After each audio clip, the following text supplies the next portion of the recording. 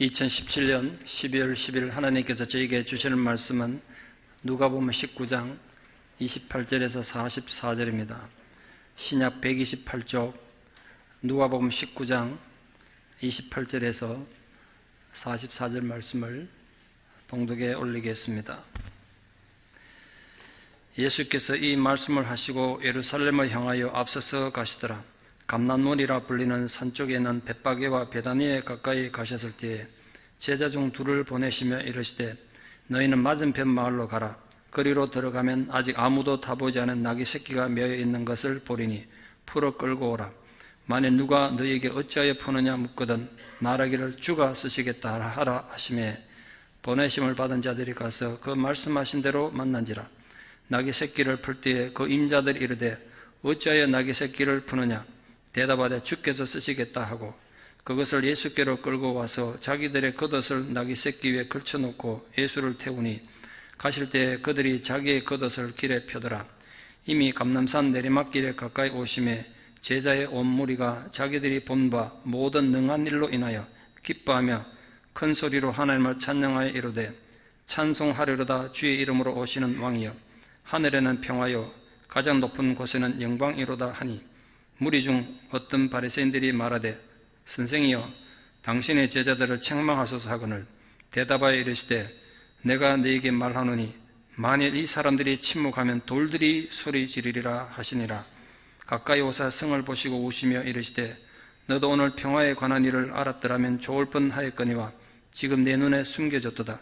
날이 이를지라 네 원수들이 토둔을 쌓고 너를 둘러 사면으로 가두고 또 너와 및 그 가운데 있는 네 자식들을 땅에 메어치며 돌 하나도 돌 위에 남기지 아니하리니 이는 네가 보살핌 받는 날을 알지 못함을 인함이니라 하시니라. 아멘. 트럼프 대통령이 예루살렘이 이스라엘의 공식 수도라고 선언함으로써 지옥의 문을 열었다고 표현할 정도로 중부지방이 지금 난리가 났습니다. 예루살렘은 단순히 하나의 도시가 결코 아닙니다. 그래서 그동안 전 세계는 예루살렘이 누구에게도 속하지 않은 중립된 도시로 인정하고 지내왔습니다. 왜냐하면 예루살렘은 이스라엘에게도 또 전 세계 모든 이슬람 국가에도 생명 같은 도시이기 때문에 그렇습니다. 예루살렘에서 가장 핵심적인 곳이 황금문, 너무 문이 아름답다고 해서 성경에는 미문으로 기록된 문입니다. 사진을 보실 텐데요. 이게 멀리서 본 황금문 전경입니다. 그 앞에 바로 있는 무덤은 이슬람의 무덤이고 이쪽 감람산에는 유대인들의 무덤이 있습니다. 이 황금문 미문은 1514년 오스만 터키의 술탄이었던 술라이만 1세가 이 예루살렘을 다시 정복하고 그동안 9번이나 주인이 바뀌어질 정도로 치열한 전쟁을 많이 해서 예루살렘이 형편없이 파괴됐습니다. 그때 이 예루살렘 성벽을 다시 정축하면서 이 황금문만은 그냥 두고 그대로 문을 막아버렸어요. 이유가 뭐냐면 문을 좀 가까이 보시길 텐데요. 이 문을 통해서 유대인들의 메시아가 들어온다는 유대인들의 신앙과 그 전설을 보고 못 들어오도록 완전히 막아버렸습니다. 가까이서 보시겠습니다. 그때부터 1514년 그때부터 누구도 들어오지도 못하고 나가지도 못하는 문이 되어버렸습니다. 물론 그전에는 사람이 다니던 문입니다. 예수님도 이곳으로 예루살렘 입성하셨던 문입니다. 이슬람 사람들은 그들의 메시아가 이 문을 통해서 언젠가 들어오면 이 문 가까이에 있는 사람들로부터 부활한다고 믿고 있고 유대인들은 그들의 메시아가 이 문을 통해 들어오면 언젠간 이 벽이 허물어질 것이고 메시아가 올 것이라고 지금도 고대하고 있습니다. 그러면 이 미문, 황금문을 바라보고 있는 감람산 성벽 기슭에 있는 무덤부터 부활할 거라고 믿고 있습니다. 종교가 다르니까 무덤 위치가 다르죠. 그러니까 이 황금문은 이슬람에게도 유대인에게도 너무나 중요한 문이 된 겁니다. 종교적 입장에서 절대로 양보할 수 없는 거죠. 이슬람은 그냥 단순한 하나의 도시가 아니고 전 세계 이슬람이 언젠간 저 문으로 그들의 메시아가 오기를 고대하는 곳이고 유대인은 유대인대로 그들의 메시아가 오기를 고대하는 곳이니까 심각한 곳입니다. 그러니까 함부로 누구 편을 들 수가 없는 거죠. 지금 이제 전 세계 이슬람 국가가 미국의 적이 돼버린 아주 황당한 상황이 된 거죠.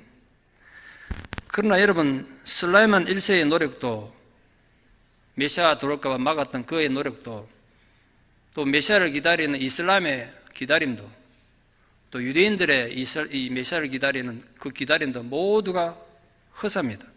왜냐하면 그들은 모르지만 2000년 전에 이미 메시아가 그 문을 들어가셨기 때문에 그렇습니다. 메시아 다시 안 올 거예요. 메시아는 기름 부음 받은 자라는 뜻입니다. 세 가지 직분의 사람이 기름 부음을 받습니다. 제사장, 왕, 선지자. 그렇죠. 근데 그 세 가지 직분을 모두 갖춘 사람이 바로 메시아인데, 그런 면에서 예수님만이 메시아이십니다. 왜 그렇습니까? 오늘 본문이 그것을 말해주고 있습니다. 여러분 아시다시피 예수님께서 많은 말씀을 남기셨는데, 예수님이 설교하실 때 아주 어려운 신학을 말씀하신 적도 없고 복잡한 철학을 얘기한 적도 없으십니다. 예수님 말씀의 특징은 굉장히 쉽죠. 그리고 이야기를 많이 하셨습니다. 비유를 많이 드셔서 누구나 들어도 이해하기 쉽도록 그렇게 설교하셨습니다. 특히 요즘의 목사들이 결코 흉내낼 수 없는 독특한 예수님의 설교 양식 패턴이 있는데, 그게 뭐냐면 행동으로, 동작으로 설교하셨다는 점입니다. 제자들의 발을 씻기시면서 섬김을 가르치셨습니다. 이론으로만 한 게 아니죠. 또 나사로 무덤에서 눈물을 흘리심으로써 세상 사람들이 야, 예수가 정말 저 사람들 사랑했구나, 그렇게 알게 했습니다. 가늠한 현장에서 붙잡혀 와서 이 사람 빨리 처리하라고 부르짖는 바리새인들의 부르짖음 앞에서 침묵하면서 땅바닥에 글을 쓰시며 용서가 무엇인지를 가르쳐 주셨습니다. 성찬식을 통해서 예수님의 십자가 죽으심의 영적인 의미가 영원히 지속되도록 그렇게 하셨습니다. 오늘 우리가 읽은 본문도 행동으로 가르치신 예수님의 아주 깊으신 신앙적 가르침에 담긴 중요한 교훈입니다. 오늘 독특한 예수님의 행동, 퍼포먼스가 성경에 기록되어 있는데, 이런 행동하신 이유가 뭘까요? 그 당시 예수님 제자들에게, 그리고 거기에 존재했던 주님을 따르며 환호하던 많은 군중들에게, 그리고 오늘 예배를 드리고 있는 우리들에게 이 독특한 행동을 통해서 주님은 무엇을 가르치고 말씀하려고 하셨을까요? 바로 예수님이 메시아이심을 분명히 드러내시고자 하셨습니다. 오늘 본문으로 기점으로 예수님 십자가에 달려 죽으시기 전 마지막 한 주간이 시작됩니다. 특히 오늘 사건은 예수님의 깊은 가르침이 세 가지 행동으로 우리에게 전해주고 있습니다. 첫 번째 행동은 공개적인 메시아 선포식을 위한 준비 과정입니다. 제사장 역할을 나타내죠. 예수님의 제자 2명, 그 2명이 베드로와 요한으로 추정됩니다. 왜냐하면 나중에 이 베드로와 요한이 예수님을 위한 성찬식 준비한 거 보면 이날도 보냄받은 사람이 베드로와 요한일 걸로 추정합니다. 그들이 지금 베다니 마을이 있는데 그 맞은편 마을 벳바게로 가서 사람 한 번도 태워본 적 없는 나귀 새끼를 보게 될 텐데 그걸 끌어오라는 명령을 받았습니다. 자, 제가 베드로와 요한 입장이 돼가지고 지금 예수님 명령 따라 벳바게로 나귀 새끼 끌러 가고 있습니다. 근데 얼마나 황당했을까 이 생각을 한 겁니다. 적어도 2가지 부분에서 굉장히 황당했을 것 같아요. 첫째는 그 당시 나귀는 아주 흔한 짐승입니다. 집집마다 나귀 한두 마리는 다 있는 시대예요. 어느 집 나귀를 끌고 가야 되느냐 이 문제가 하나 있죠. 또 하나는 나귀 새끼를 끌고 오면 주인이 가만히 있겠습니까? 분명히 주인이 있을 텐데 주인이 나귀 함부로 끌어와도 되는 건가? 우리 어떡하지? 제가 만약 제자였으면 이거 가야 되나 말아야 되나 긴가민가 하면서 갔을 것 같아요. 이 과정에서 제자들과 오늘 우리들에게 주님이 가르쳐주시고 보여주신 굉장히 중요한 가르침이 있어요. 나귀 주인이 당연히 너 왜 가져가냐 말하겠지. 그때 이렇게 말하는 거예요. 주가 쓰시겠다. 그러면 나귀 그냥 줄 거라는 거예요. 과연 예수님 말씀하신 대로 한다고 해서 선뜻 주인이 나귀를 내줄 것인가? 주가 쓰시겠다 그러면 그냥 줄 것인가? 제자들에게는 엄청난 도전이었을 것입니다. 선뜻 내키지 않는 발걸음을 옮겨든 제자들은 무작정 맞은편 마을을 갔는데 아마 제 생각에는 가장 처음 본 나귀 새끼를 보지 않았을까 싶은데 하여간 예수님 말씀대로 나귀 새끼가 매여 있는 게 보였습니다. 그걸 풀었단 말이에요. 당연히 주인이 와가지고 자기 나귀 새끼 가져가는데 그냥 있겠습니까? 왜 남의 나귀 새끼 푸냐고 항의했겠죠. 제자들이 예수님 가르친 대로 이렇게 말했습니다. 주가 쓰시겠다. 그 열려라 참깨처럼 그렇게 말했다는 거예요. 그러니까 나귀 새끼 임자가 아무 말 안 하고 가져가게 한 겁니다.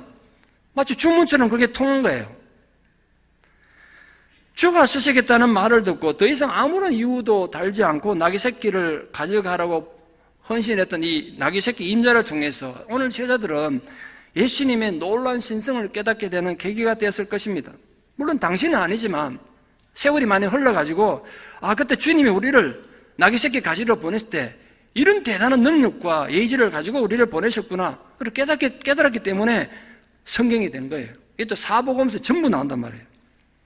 이 사건을 통해서 우리는 우리 생활 속에서 개입하시는 하나님 섭리의 손길을 깨달아야 합니다. 예수님은 오늘 이 독특한 상황을 통해서 준비된 제자는 어떤 것인지, 준비된 제자의 삶이란 무엇인지 모범을 보여주신 것입니다. 여러분, 우리 인생도 주님이 쓰실 수 있을까요? 주님, 우리도 쓰실까요? 주님께서 오늘 우리에게 오셔가지고 세카라멘토 한인 장로교 아무개 성도야, 내가 너의 인생을 쓰려고 한다. 그럼 어떻게 해야 됩니까? 이게 우리에게 엄청난 도전이 아닐 수가 없죠. 제가 그걸 가지고 지난 한 주간 깊이 묵상을 했어요. 주님 만약 우리에게 오셔가지고 내가 너를 지금부터 쓰려고 한다. 그럼 우리 어떻게 해야 되냐? 그 첫 번째 깨달음은 이것이었습니다. 그렇구나. 우리도 주님이 언제든지 와가지고 우리를 쓰실 수 있구나. 그렇다면 우리가 주님이 언제든지 쓸 수 있도록 준비되는 게 중요하구나. 여러분, 손님을 접대해야 되는데 집에 손님은 잔뜩 왔는데 부엌에 설거지를 제대로 안 해가지고 쓸 수 있는 그릇이 하나도 없어. 그래서 손님 접대를 못한다면 그릇이 아무리 많은들 무슨 소용이 있겠습니까? 이번에 한국에서 낚싯배에 전복된 사고가 또 났는데 이 잠수부를 태우고 현장에 갈 배가 없었습니다. 배가 없어서 없는 게 아니라 첨단 장비를 갖춘 배는 고장나서 수리 중이었고 다른 배는 장비가 부실해가지고 밤중에 길을 찾을 수 없어서 못 갔다는 거 아닙니까? 그래서 한참 돌아가지고 잠수부들이 그 무거운 장비 들고 육로로 버스 타고 가가지고 또 일반 어선 빌려 타고 가느라 2시간이나 지쳐가지고 구조하는데 이 황금 타임을 놓쳤다는 거예요. 준비되지 않으면 아무 쓸모가 없더라고요. 여러분 인생이 주님이 언제든지 오셔가지고 어차피 주님은 이 세상 구원을 사람을 통해서 하실 텐데 이 세카라멘토의 구원을 세카라멘토 사는 우리를 통해서 하실 텐데 누군가 쓰시지 않겠습니까? 그때 쓰임받을 수 있도록 준비된 인생, 그 얼마나 아름답습니까? 여러분 잘 준비되기 바랍니다. 한 번 사는 인생인데 다시 못 올 인생인데 나를 위해서만 인생 준비하지 마십시오. 내가 가진 재능, 나의 삶의 기회가 주님이 언제든지 쓸 수 있도록 준비되는 아름다운 제자가 되는 꿈을 꾸는 그런 교회 성도가 되기를 축원합니다. 동시에 주님이 우리를 쓰시기 위해서는 헌신이 있어야 돼요. 아무리 내가 능력 많고 준비가 잘 돼 있어도 나의 권리 포기, 나의 주장을 포기하지 않으면 주님이 쓰실 수가 없죠. 나의 헌신이 안 뒤따르면 아무리 준비가 잘 돼 있어도 무용지물이에요. 아무리 대단한 재능이 있고 능력이 있어도 헌신이 없으면 주님이 쓰실 수가 없잖아요. 우리는 오늘도 수없이 많은 사건과 상황들 속에서 이 주님의 음성을 듣는단 말이에요. 주님 이렇게 말씀하세요. 내가 너의 시간을 쓰겠다. 내가 너의 재능을 쓰겠다. 내가 너의 물질을 쓰겠다. 내가 너의 아픔과 상처도 너의 모든 삶의 기회를 쓰겠다. 그때 우리는 어떻게 대답하고 있습니까? 아닙니다, 주님. 제가 너무 바빠서 주님이 쓰실 시간만은 없습니다. 주님 위해서 제 재능을 쓰기는 너무 아까워서 안 되겠습니다. 내 물질을 주를 위해서 쓰라고 하시지만 내 아픔과 상처가 너무 커서 주님께 신경 쓸 여유가 없습니다. 우리는 혹시 그런 식으로 한 생애를 살다가 인생 끝내는 거 아닙니까? 내 자존심 때문에 나만 손해보는 것 같아서 억울한 마음에 또는 내가 원하는 대로 세상이 돌아가지 않아서 짜증나서 주님이 쓰시려고 해도 내 삶을 드리지 못하는 경우는 또 얼마나 많겠어요. 오늘 당장 주님께서 우리에게 찾아오셔서 내가 너를 쓰시겠다고 하면 우리 어떻게 반응할 것인가? 각자가 대답하십시오. 배우 생활한 지 30년 넘는 한 여자 배우가 있었습니다. 그녀는 작년에 자기가 출연한 영화 때문에 생애 최초로 칸 영화제 여우주연상 후보가 돼서 초청을 받았습니다. 배우가 칸 영화제 주연상 후보 됐다는 건 가문의 영광입니다. 세계 3대 영화제 중에 하나인데 평생에 다시 못 올 그런 기회이죠. 근데 공교롭게도 그 기간이 칸 영화제 열리는 그 기간이 자기가 이미 미얀마 어린아이들에게 선교하려고 유니세프하고 약속해 놓은 기간하고 겹쳤어요. 여러분 같으면 어느 쪽을 가시겠습니까? 칸 영화제는 자기 전생에 2번 다시 못 올 기회예요.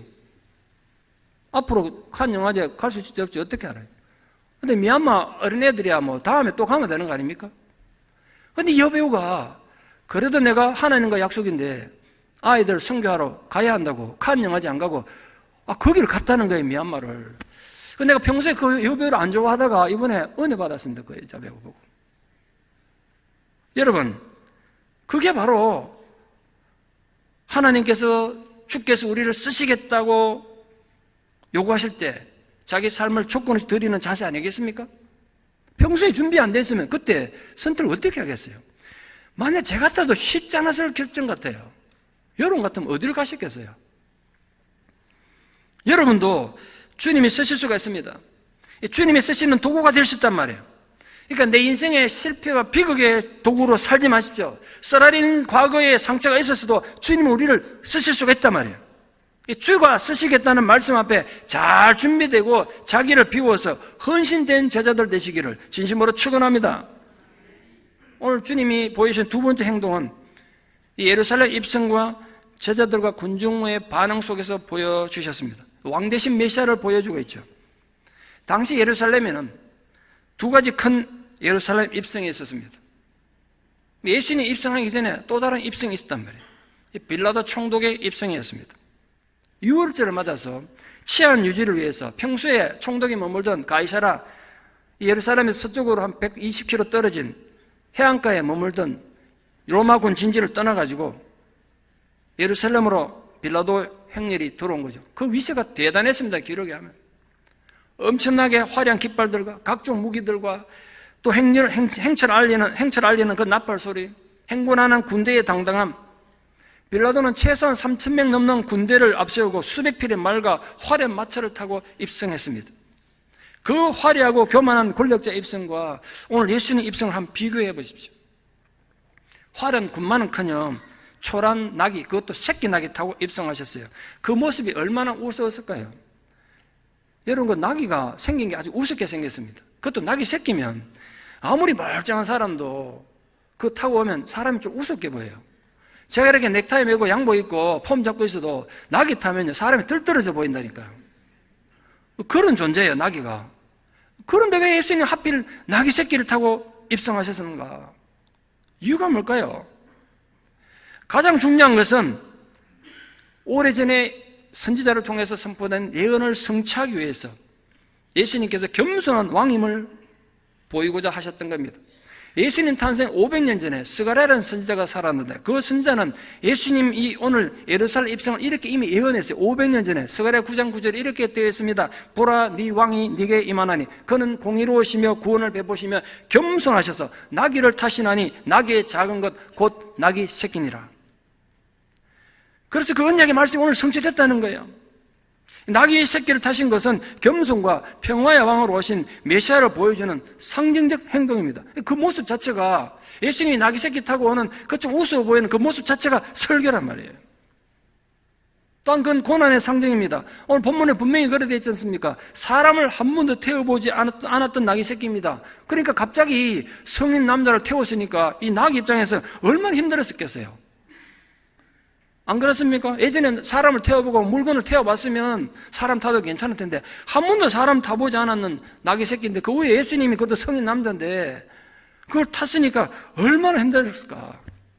그걸 지금 예수님 몸으로 보여주는 거예요. 이 지금 나귀가 난생처럼 이렇게 무거운 사람 태우고 가는 것처럼 내가 왜 예루살렘을 이렇게 들어가는지 아느냐? 바로 너희들의 모든 죄짐을 지러 내가 지금 간다는 거예요. 이 나귀 새끼가 나를 태우고 가는 것처럼 나는 너희들의 죄짐을 지러 이곳을 가고 있다. 그 몸으로 설교하신 거예요. 백성들은 예수님을 이스라엘 민족을 해방시킬 정치적 메시아로 오해했습니다. 그러나 예수님은 힘과 권위로 백성들 위해 군림하는, 억압하는 그런 정치적 메시아가 아니라 평화를 조성하고 평화를 다스리는, 평화를 전하는 평화의 왕으로 공개적으로 오신 거예요. 그 평화는 하나님과 우리와의 평화고 사람과 사람 사이의 평화를 이루시는 것입니다. 그래서 예수님은 평화의 상징으로 아무짝에도 힘도 못 쓰고 전쟁터에도 쓸 수 없는 나귀 새끼 타고 초라한 모습으로 예루살렘 들어가신 거예요. 무엇보다 중요한 것은 예수님께서 당신께서 승리의 왕이심을 이 사건을 통해서 계시하셨습니다. 이제 곧 있을 십자가의 순환이 결코 패배가 아니라 오히려 그게 승리의 기름을 알려주기 위해서입니다. 여러분, 예수님 십자가에 달려서 비참하게 죽으셨다고 예수님 인생이 실패한 것입니까? 예수님 패배하신 것입니까? 아니지 않습니까? 예수님은 십자가의 고통과 그 수치를 피하지 않으시고 다 당하심으로써 역설적으로 승리하신 거 아십니까? 이것을 상징적으로 보여준 사건이 초란 나귀 새끼를 타고 예루살렘 입성하신 사건의 본질입니다. 그러니까 죽음을 눈앞에 두고도 당당하게 입성하시는 이 예수님 모습에서 우리는 죽음을 통한 승리를 볼 수 있어야 해요. 우리에게도 고난이 닥칠 수 있죠. 그러나 그 고난이 닥쳐올 때 승리하신 왕 예수 그리스도를 바라보라는 겁니다. 여러분, 마음이 슬프고 괴로울 때, 자신의 능력의 한계를 느껴서 지쳐 쓰러졌을 때 이 승리하신 왕이신 예수를 바라보라는 거예요. 그분의 능력을 의지하십시오. 그가 우리를 하여금 승리하게 하실 것입니다. 나귀 새끼는 사람 한번 태워본 적 없었기 때문에 당연히 안장이 없었습니다. 그리고 제자들이 자기 겉옷 벗어가지고 위에 펴서 안장을 대신했다고 본문에 되어 있죠. 또한 유월절 앞두고 몰려든 군중들도 자기들 겉옷을 펼쳐서 길바닥에 펴서 예수님을 찬양하고 환호했습니다. 겉옷을 길에 펴는 건 얼마나 상대방에 대한 존경과 예의를 갖추는 거겠습니까? 요즘 레드카펫처럼 그런 의미죠.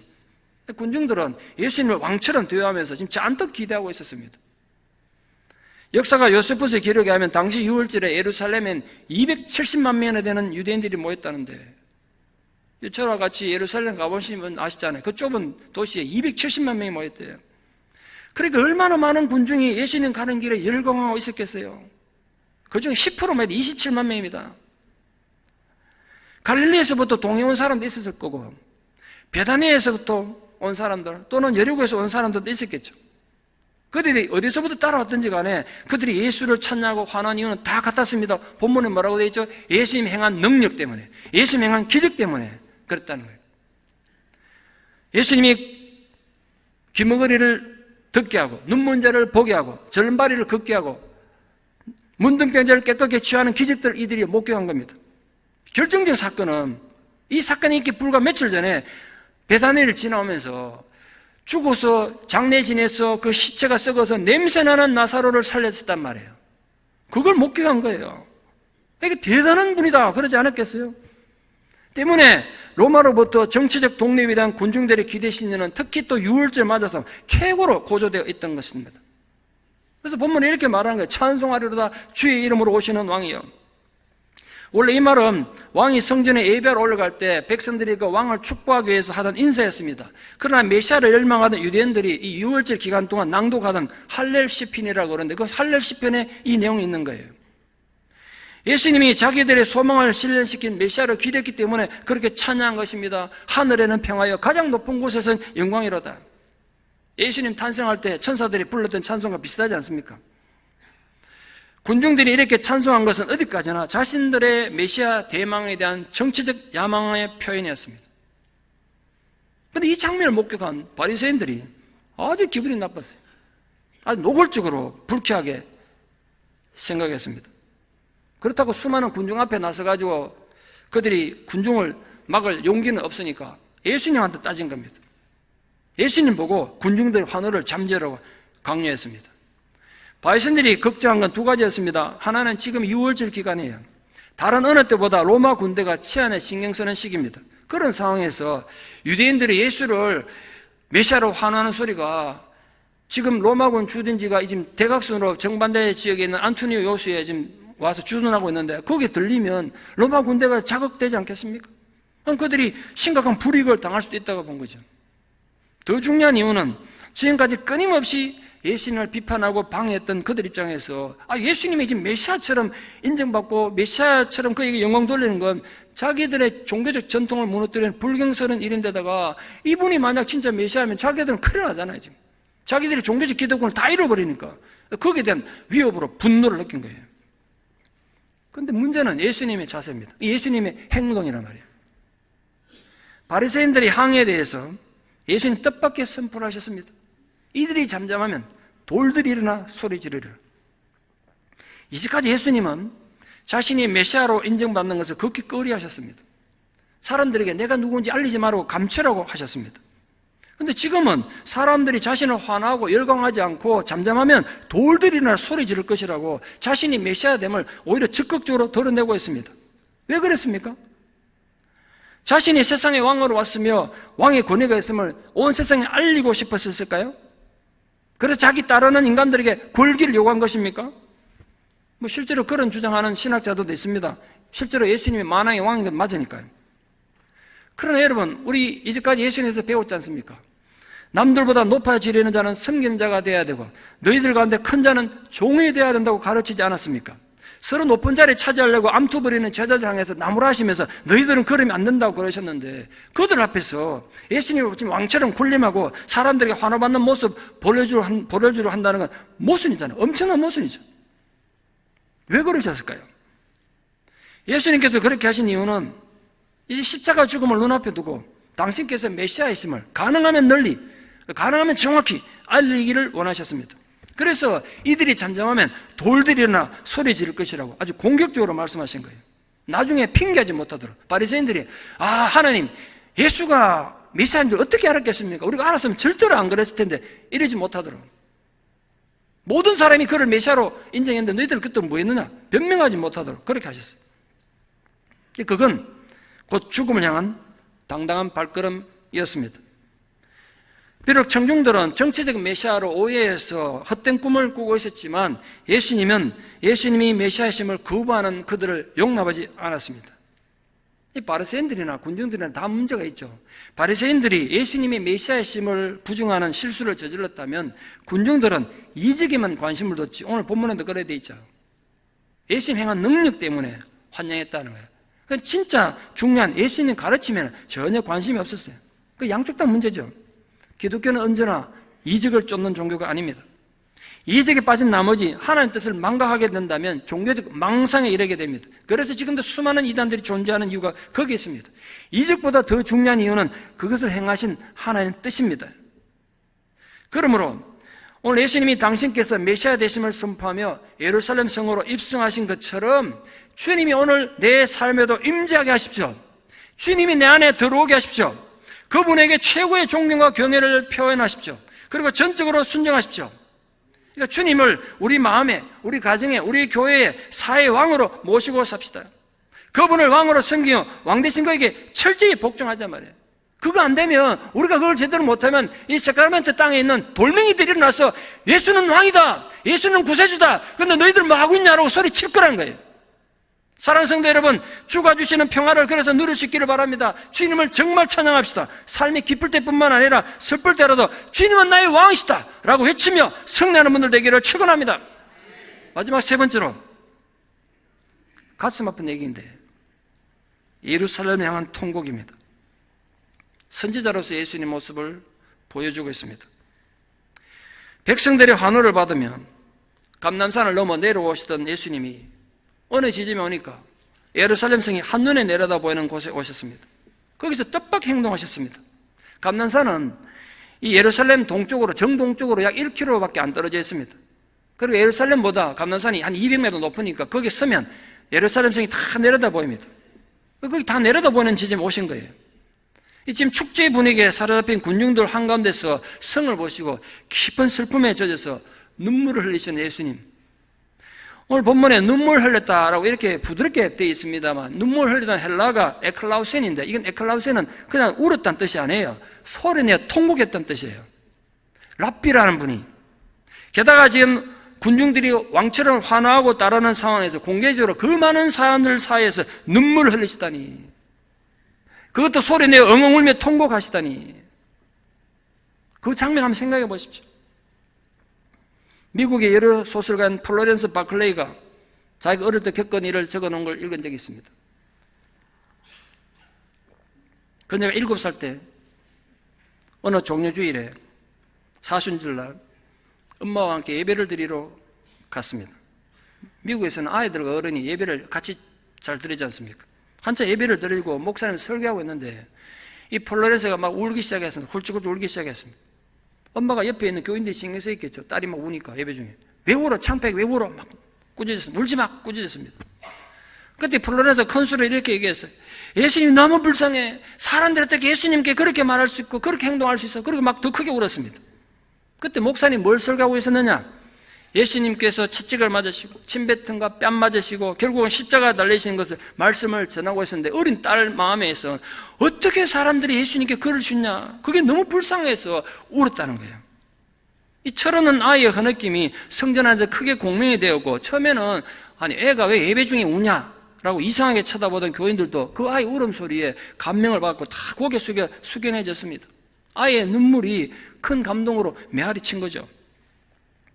플로렌스는 자라면서 자기는 그때 사건을 잊어버렸는데 어머니가 계속해서 그 얘기를 들려줬대요. 네 7살 때 네가 그렇게 했다. 그 얘기 때문에 그 얘기를 듣고 자기가 성인이 돼서도 믿음을 지킬 수 있었다고 간증한 걸 읽은 적이 있습니다. 예수님께서는 예루살렘이 지금은 웅장하고 화려한 자태를 갖추고 있지만 앞으로 겪게 될 비참한 파멸을 미리 내다보시고 애통한 마음으로 통곡하신 거예요. 더욱이 지금 많은 사람들의 열광적인 환호와 찬양하는 상황에서 예수님의 눈물은 정말 의미심장한 의미를 나타줍니다. 왜냐하면 그들이 지금은 나를 왕처럼 떠받들고 하나님 이름으로 오신 왕이라고 찬송하고 환영하지만 곧 이어서 나를 향하여 십자가에 못 박으라고 돌변할 그들을 보신 거예요. 이미 자신은 거부당할 것이고 거부한 이들에게 임할 하나님의 심판을 아시었기 때문에 안타까운 마음으로 예루살렘 보시고 통곡하신 거예요. 얼마 전 뉴스에 보도돼서 저도 충격받고 많은 분이 보셨겠습니다만 터키의 유명한 휴양지 보두림이라는 해변이 있습니다. 거기에 인형처럼 작은 남자애가, 제가 사진으로 봐서 정말 인형이 그렇게 있는 줄 알았습니다. 조그만 어린아이가 파도가 계속 밀려오는 해변에 모래사장에 얼굴을 땅에다 박고 엎드린 채 숨져 있는 것이 발견됐습니다. 에이란 쿠리디라는 이름의 3살 된 아이였는데 가족들과 함께 터키 해안을 떠나가지고 유럽으로 가려다가 배가 침몰해서 형과 함께 죽은 시리아 난민이었습니다. 그 한 장의 사진이 전 세계에 엄청난 영향을 줬죠. 세계가 경악을 금치 못했습니다. 제가 그 사진을 보고 그때 그 뉴스 보면서 문득 이 생각이 들더라고요. 문득 어쩌면 예수님께서 지금 이 순간 저 아이의 모습 보고 눈물을 흘리고 계실지 모르겠다. 어쩌면 예수님이 저 아이의 모습 보고 통곡하고 계실지 모르겠다. 뉴스 보면서 문득 그 생각이 들었어요. 그 외에도 지금 세계 도처에서 벌어지는 얼마나 비극적이고 절망적인 일들이 많습니까? 북녘 동포들의 비참한 현실을 보고 주님은 통곡하지 않으실까? 눈물 흘려 통곡하신 예수님, 그러니까 그분은 우리의 모든 고통과 슬픔을 아시는 거예요. 우리 입장을 충분히 이해하신다니까요. 여러분의 고난 가운데, 슬픔 가운데, 어려움 가운데서도 혼자만 절대로 절망하지 마십시오. 나만 혼자라고 절대로 생각하지 마십시오. 여러분을 위해서 눈물 흘리시는 예수님이 계신다니까요. 그분에 가서 위로 얻을 수 있단 말이에요. 요스푸스에 따르면 기원 70년 로마가 예루살렘을 포위하고 있을 때 먹을 것이 떨어져서 자녀들의 시신을 먹었다고 역사책에 기록하고 있습니다. 얼마나 힘들었으면 부모가 죽은 자식의 시신을 뜯어먹었겠어요. 그게 역사에 기록되어 있단 말이에요. 지금 예수님은 대단한 위용을 자랑하던 예루살렘 성은 돌 하나도 돌 위에 남지 않을 뿐 아니라 자식을 잡아먹을 정도로 처참하게 심판당하고 파멸당할 것을 경고하시며 통곡하신 거예요. 그들이 그렇게 비참하게 파멸당한 이유는 메시아로 오신 하나님의 아들 예수 그리스도를 거부했기 때문입니다. 예루살렘, 그 성 이름의 뜻을 아십니까? 평화의 성이란 뜻입니다. 샬렘의 성이란 뜻이죠. 샬롬, 평화란 뜻이죠. 그러나 하나님 말씀을 거부하고 떠나감으로써 진노의 성이 됐습니다. 파멸의 성이 됐습니다.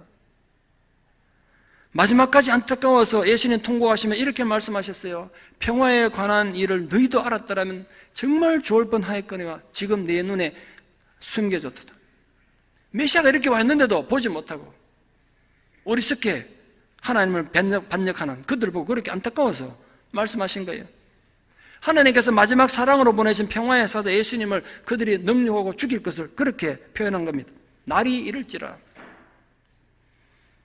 예수님은 구체적으로 예루살렘 멸망의 날을 그렇게 표현했습니다. 엄정한 날이 이를지라.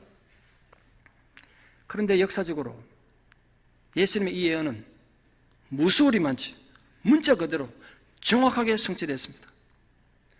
주전 63년은 유대인들의 긴 역사에 또 하나의 전환점을 이룬 해였습니다.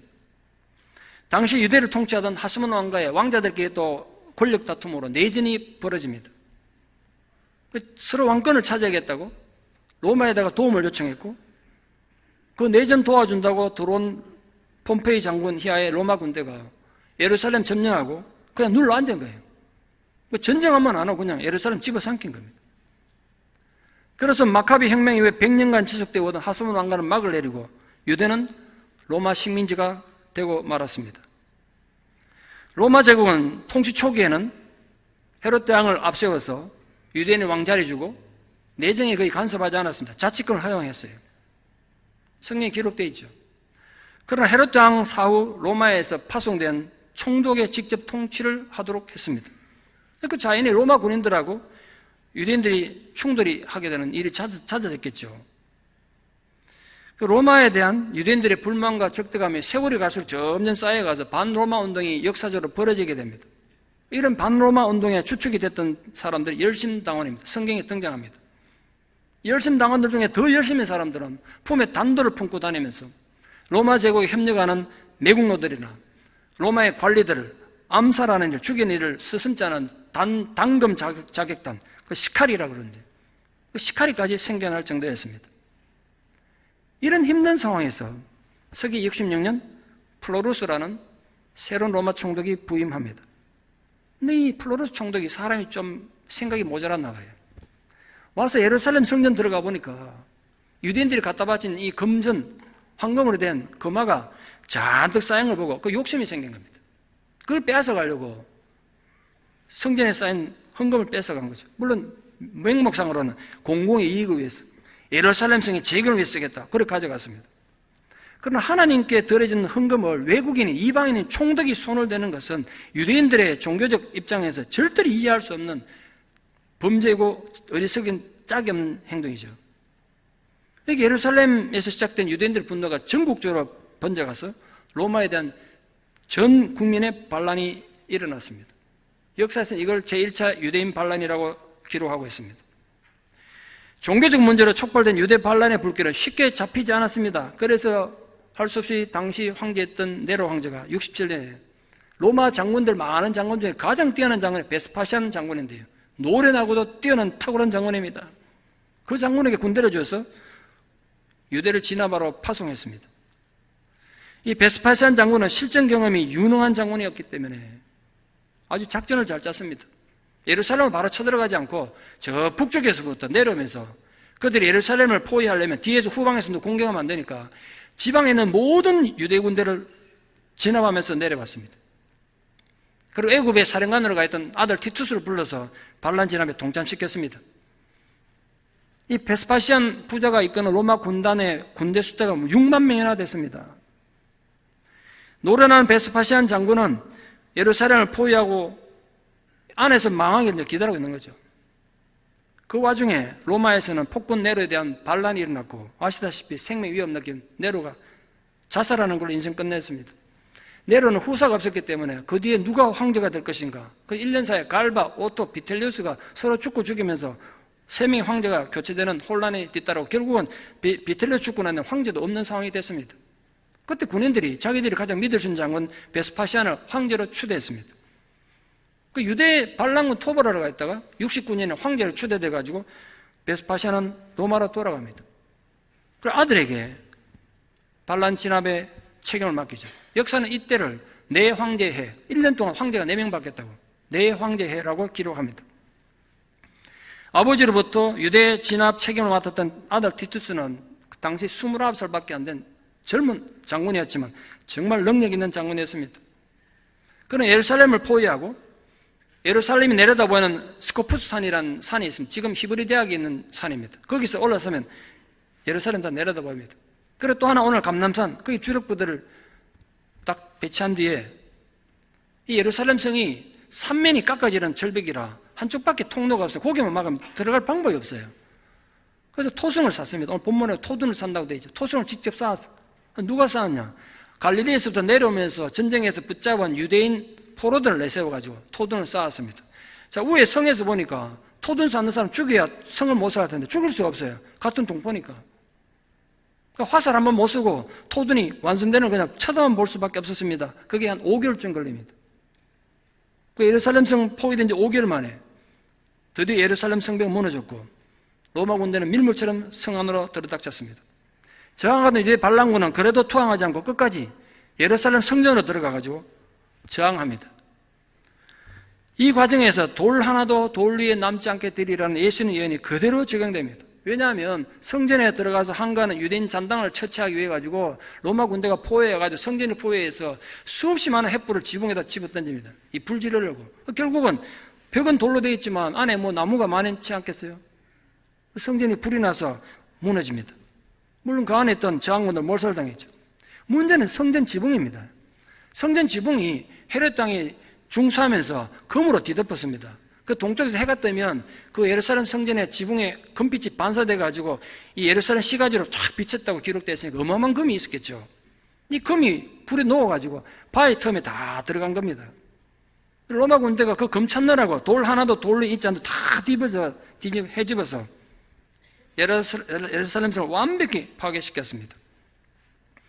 이로써 솔로몬 성전 파괴 이후에 재건된 두 번째 성전, 물론 헤롯이 그 뒤에 정축하긴 했습니다만 완벽히 파괴되고 말았습니다. 정말 기묘한 것은 저는 이건 우연이 아니라고 생각합니다만 BC 587년 바벨론 군대에 의해서 솔로몬 성전이 파괴된 날과 주 70년 로마 군대에 의해서 두 번째 성전이 파괴된 날이 거의 같아요. 유대인 달력으로 아부달, 서양 달력으로 8월 중순쯤 되는데요. 그 아부달 9일이거든요. 지금도 티샤 베아바라고 유대인들이 굉장히 중요하게 지킨 날입니다. 티샤 베아바가 되면 모든 유대인들이 금식하면서 예레미야 애가서 읽으면서 파괴된 성전을 추모합니다. 이 멸망의 애가는 유대인에게만 국한된 것이 아니라 주의 복음을 거부하는 모든 사람들에게 해당되는 거 아니겠습니까? 주의 말씀에 순종하지 않는 모든 성도들에게 해당되는 말 아니겠냐 말이에요. 예수님의 눈물은 인류가 당하고 있는 죄와 고난에 대해서 안타까워하시는 구세주 되신 주님의 사랑의 표현이기 때문에 그렇습니다. 말씀의 결론을 맺으랍니다. 오래전에 뉴저지 신문 러브스토리 안에 소개된 기사입니다. 30대 젊은 부부였던 스미스 씨 내외는 부부 사이가 안 좋아서 결국은 별거를 하게 됐습니다. 10살 된 딸이 하나 있었는데 딸은 엄마와 살고 아버지는 멀리 이사를 가버렸습니다. 어느 날 엄마가 탄 차를 타고 가다가 큰 교통사고를 당합니다. 안전벨트를 메고 있던 엄마는 뭐 크게 부상당하지 않고 아무 이상 없었는데 안전벨트 매지 않고 그냥 졸고 있던 딸은 심각한 부상을 당해서 사경을 헤매게 됩니다. 사고 소식을 들은 아버지가 병원에 달려왔습니다. 딸의 침대를 가운데 놓고 오른쪽에는 아빠가 쓰고 왼쪽에는 엄마가 썼습니다. 어느 순간 딸이 실눈을 뜨더니 아빠가 온 거 알고는 희미하게 미소를 지으면서 오른손을 힘겹게 이렇게 드는 걸 보고 아빠가 오른손을 잡았습니다. 이번에 왼손을 드니까 엄마가 그 손을 잡았어요. 근데 이 딸이 죽어가면서 최선을 다해서 이 두 손을 합치려고 이렇게 하는 걸 보고 부부가 그걸 알고 딸 앞에서 손을 잡았습니다. 그 아빠 엄마가 손잡은 손 위에 딸이 힘겹게 잡고 미소 지으며 숨을 거뒀습니다. 그게 딸이 마지막으로 눈을 뜬 모습이었습니다. 기사는 이렇게 끝납니다. 그 이후 부부는 재결합했고 딸을 생각하며 서로 이해하고 사랑하며 살고 있느라고. 그래서 러브스토리라는 제목의 기사가 된 겁니다. 사랑하는 여러분, 오늘 예수님께서 통곡하신 이유가 뭔지 아십니까? 오늘 예수님께서 눈물 흘리신 이유가 뭔지 아십니까? 그리고 궁극적으로 주님께서 십자가에서 하신 일이 뭔지 아십니까? 바로 하나님의 손과 우리 손을 다시 잡게 하시는 것이었습니다. 우리 하나님의 손 잡기 싫어하고 내 인생 내 마음대로 살겠다고 반응하는 어리석고 악한 인간의 손을 하나님 아버지 사랑의 손과 피로 맺어주신 것이 십자가라고요. 그것 때문에 지금 예수님이 통과하고 계신 것입니다. 예수님 그 십자가의 길을 지금 가시고 있는 거지 않습니까? 그 예루살렘 성을 보고 오셨던 주님이 오늘 세크라멘토를 보시고는 우시지 않을까요? 우리 한국 교회를 보고는 우시지 않을까요? 제가 너무너무 걱정스럽습니다. 이제는 주가 쓰시겠다고 명령하시면 언제든지 내 삶을 내드릴 수 있도록 준비되고 헌신됨으로써 이제는 예수님 눈에 눈물 닦아주는 그런 성도, 그런 교회가 되기를 진심으로 축원합니다. 기도드리겠습니다. 존귀하신 아버지 하나님, 이 놀라운 은혜와 사랑을 진실로 감사드립니다. 우리는 어리석고 연약해서 각기 제 길로 갔지만 주님 오늘도 우리에게 다가오셔서 하나님 아버지와 우리와 끊어진 관계를 연결하시기 위하여 십자가 길로 가셨습니다. 그러나 아직도 죄 가운데 그 하나님 은혜와 사랑을 깨닫지 못한 인생들을 보시고 안타까운 마음으로 주님 통곡하셨습니다. 그런 우리들에게 주님 다가오셔서 주께서 쓰시겠다는 말씀하시면 우리 남은 생명도 주를 위해 드릴 수 있는 자로 살게 하여 주시옵소서. 예수님 이름으로 기도드리옵나이다. 아멘.